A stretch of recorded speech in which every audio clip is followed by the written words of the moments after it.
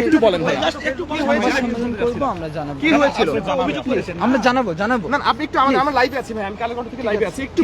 ACD leader বলে, বৈষম্য নেতা বলে আমাকে আটক করা হয়েছিল, আমাকে প্রচন্ড হ্যারাস করা হয়েছে। হ্যাঁ ভাইয়া, একটু একটা অভিযোগ করেছিলেন ভাই আপনি যে আপনাকে হেনস্থা করা হয়েছে, একটু অভিযোগ করেছিলেন যে আপনি একটু বলবেন প্লিজ আমাদের। যদি আমাদেরকে একটু বলতেন ভাইয়া। ভাই একটু বলেন ভাইয়া।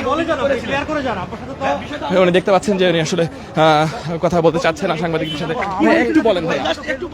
সম্মেলন করবো, আমরা জানাবো। কি হয়েছিল? আমরা জানাবো। না আপনি একটু আমার লাইভে আছি ভাই, আমি কালেকন্ঠ থেকে লাইভে আছি একটু বলেন ভাইয়া।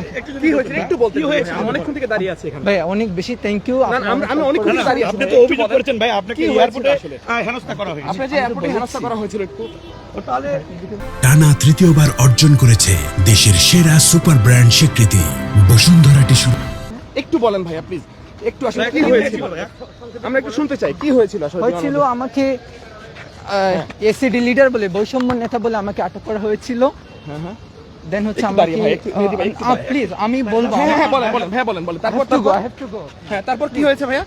তারপর হচ্ছে আমাকে প্রচন্ড হ্যারাস করা হয়েছে। হ্যাঁ আমাকে আমি ফুল লাইফ রিস্কে ছিলাম। হ্যাঁ ওই জায়গা থেকে ভারত, এটা আমি বলে না, যে কোনো অন্য একটা সিটিজেন, অন্য দেশের নাগরিককে হ্যাঁ।